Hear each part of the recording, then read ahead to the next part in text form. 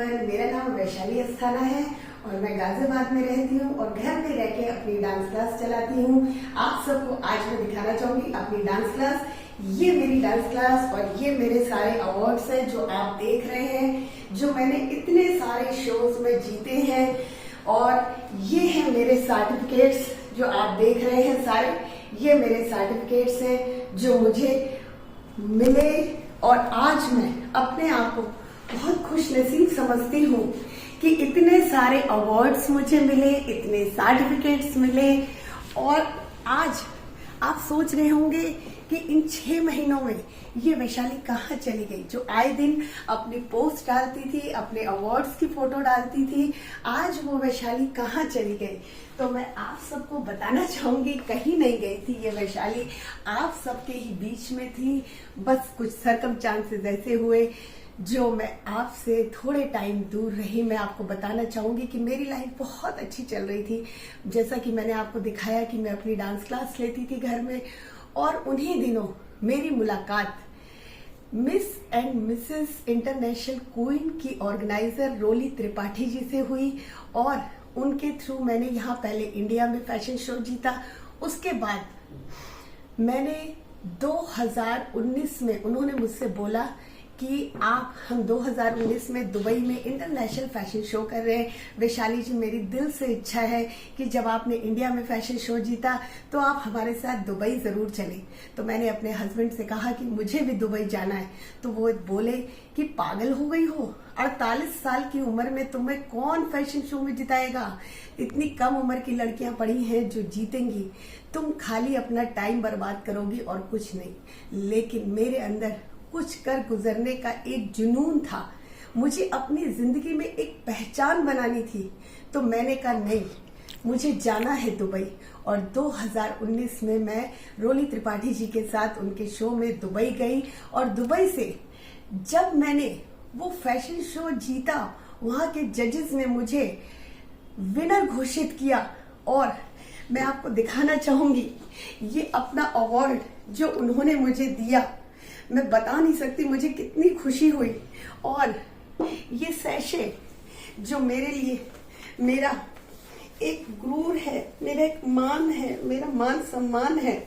ये सैशे जब मुझे पहनाया गया miss and Mrs international Dubai, और ये क्राउन जो मेरे लिए आज भी एक बहुत बड़ी मेरी पहचान है। ये क्राउन जब मुझे पहनाया गया, ये ट्रॉफी दी गई, ये सैशे पहनाया गया और जजेस ने जब मुझे विनर घोषित किया, मैं आपको बता नहीं सकती उस दिन मेरी फीलिंग क्या थी। मुझे लगा कि मैं जिंदगी में बहुत कुछ कर सकती हूँ और मुझे इस क्राउन का मान, मुझे इस क्राउन को ऐसे बर्बाद नहीं करना था। मैंने सोचा मुझे इस क्राउन का मान रखना है और इसको आगे तक लेके जाना है। मुझे उसी दिन मैंने ठान लिया था कि मुझे कुछ करना है लाइफ में, अपनी एक पहचान बनानी है। और तभी मैं आपको बताना चाहूंगी कि मैं एक समाज सेवा से भी जुड़ी, जिसमें हम हैंडीकैप बच्चों के स्कूल में जाते थे, उनसे मिलते थे, उन बच्चों से हम वृद्धाश्रम जाते थे, हम कोढ़ी आश्रम जाते थे। हमारा अपना एक एनजीओ है जिसका नाम है समर प्रार्थी और उसकी ऑर्गेनाइजर है दीपशिखा माहेश्वरी जी। उनके थ्रू जब मैं वहां जाती थी तो मुझे उनके बीच में बहुत अच्छी फीलिंग आती थी और लगता था कि हम उनके लिए जब कुछ करते थे तो लगता था हमने कितना अच्छा काम किया है। मेरी जिंदगी बहुत अच्छी चल रही थी, तभी अचानक से इन 6 महीनों में मेरी जिंदगी ने एक ऐसा रुख लिया, मेरी जिंदगी ही बदल गई। 9 जुलाई को अचानक से मेरे पेट में दर्द उठा और जब मैंने अपना सीटी स्कैन कराया तो डॉक्टर ने बताया कि आपके पेट में ट्यूमर है। और 11 जुलाई को मेरा ऑपरेशन हुआ और 21 जुलाई को जब मेरी बायोप्सी की रिपोर्ट आई तो उसमें आया कि मुझे 2nd स्टेज का कैंसर है, जिसका नाम है लियोमायोसार्कोमा, यानी सॉफ्ट टिश्यू कैंसर। मेरे घर वालों ने मुझे बताया नहीं 2 महीने तक, मेरी पूरी फैमिली को पता था लेकिन सिर्फ मुझे ही नहीं बताया गया। 2 महीने बाद जब मेरी कीमो स्टार्ट होनी थी तब एक दिन मेरे हस्बैंड ने मुझे सारा मेरा केस बताया। उस दिन मुझे लगा मेरे पैरों तले जमीन निकल गई। मुझे लगा मेरे बच्चे इतने छोटे हैं, कैसे क्या होगा। मेरी बेटी जो 25 साल की है वो शिकागो में जॉब करती है अभी उसकी शादी करनी है, बेटा मेरा 13 साल का है जो एड्स में है। मैं कैसे उसको बड़ा करूंगी? मेरे हस्बैंड की दोनों किडनी डैमेज है। आज 25 सालों से वो आयुर्वेदिक दवा पे है। मुझे लगा मेरी इतनी कच्ची गृहस्थी है, जो मुझे लगा मेरी ये कच्ची गृहस्थी कैसे क्या होगा जिंदगी में, मैं कैसे क्या कर पाऊंगी। कुछ आंखों के आगे एकदम अंधेरा छा रहा था, कुछ समझ में नहीं आ रहा था क्या करूं कैसे करूं। वाकई में कहते हैं ना, कब जिंदगी आपके साथ कैसा रुख मोड़ ले पता नहीं, लेकिन हाँ ये जरूर है कि ये कैंसर शब्द ही एक ऐसा है, मैंने इसके एक एक पल को महसूस किया है। भगवान न करे किसी दुश्मन को भी ये बीमारी हो। इसकी इतनी तकलीफें, हर कीमो के बाद साइड इफेक्ट, हर कीमो के बाद साइड इफेक्ट। ये मेरा जो आप देख रहे हैं मशीन, ये हार्ट की आर्टरी में डाली गई है, इसी के थ्रू मुझे कीमो चढ़ती है। जो दर्द, जो तकलीफें मुझे हुई हैं, ड्रिपें लगी हैं सुबह शाम, पूरा शरीर लगता है जैसे छलनी हो गया एकदम। वो तकलीफें मैंने सही, और इन 6 महीनों में मुझे लगा मेरी जिंदगी सिर्फ हॉस्पिटल से घर, घर से हॉस्पिटल रह गई है बस। मुझे डॉक्टर ने 12 कीमो बताई थी, मेरी 11 कीमो हो चुकी हैं। अब लास्ट कीमो कल है 29 को मेरी। तभी कहते हैं ना कि जब आपके आगे बिल्कुल अंधेरा होता है तो कहीं ना कहीं से एक रोशनी की किरण जरूर आपको भगवान दिखाता है। तभी कल अचानक से मेरी जिंदगी में रोली जी का फोन आया, जो एक रोशनी की किरण बन के आई मेरे पास।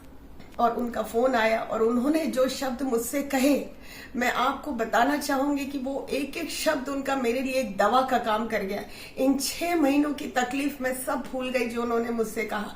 उन्होंने मुझसे कहा कि वैशाली जी, आप हमारी 2019 की विनर हैं, हमारी क्वीन हैं, जो इतनी सारी लेडीज के बीच में आप अकेले दुबई से विनर बन के आई, ये कोई छोटी बात नहीं थी। तो आज आप इतनी बड़ी बीमारी से लड़ के बाहर आए हो, उन 12 कीमो को पार करके आए हो आप। और मुझे पूरा विश्वास है कि एक दिन आप जरूर दोबारा से ये आने वाला नया साल आप हमारे बीच में होगे, उसी स्माइल के साथ, उसी हिम्मत के साथ। आप उन लेडीज के लिए एक मिसाल बनोगे जो जिंदगी में कुछ करना चाहती हैं। तो मैं चाहूंगी आप अपना एक छोटा सा वीडियो मुझे बनाकर भेजो, ताकि मैं उन लेडीज को बताऊं कि आप जैसी लेडी जो इतना जिंदा दिल थी पहले, आज भी इतनी बड़ी बीमारी से लड़कर बाहर आई है, और हम उन लेडीज के लिए आप एक मिसाल बनेंगी। तो मुझे लगा कि वाकई में जो मेरा एक जज्बा था, एक जुनून था, जो सो गया था इन 6 महीनों में बीमारी के चक्कर में, आज वो वापस उभर के आया है। तो मैंने उनसे वादा किया कि नहीं, मैं आपको ये वीडियो जरूर बना के भेजूंगी। और आज मेरा ये वीडियो बनाने का यही मकसद है उन लेडीज के लिए कि जो जिंदगी में कुछ करना चाहती हैं। मैं उनसे एक ही बात कहना चाहूंगी कि अपना कॉन्फिडेंस कभी मत खोइएगा। अगर आपके अंदर एक कुछ जिंदगी में कर गुजरने की चाह है, तो आप कितनी भी बड़ी से बड़ी प्रॉब्लम आए, आप उससे बाहर आ सकती हैं, जैसे मैं आई। और जब आपको बताना चाहूंगी, मेरी 2nd कीमो हुई तो मेरे ये सारे बाल उतर गए थे। मैं दिखाना चाहूंगी आप सबको कि 2nd कीमो के बाद ही मेरे ये सारे बाल उतर गए थे। मैं बहुत रोई। उस वक्त मेरी बेटी ने मुझसे कहा, मम्मा क्यों रो रही हो, बाल ही तो है, जिंदगी है तो बाल तो फिर आ जाएंगे मम्मा। और यहाँ यूएस में आपको पता है फैशन है, लोग अपने बाल उतरवाते हैं।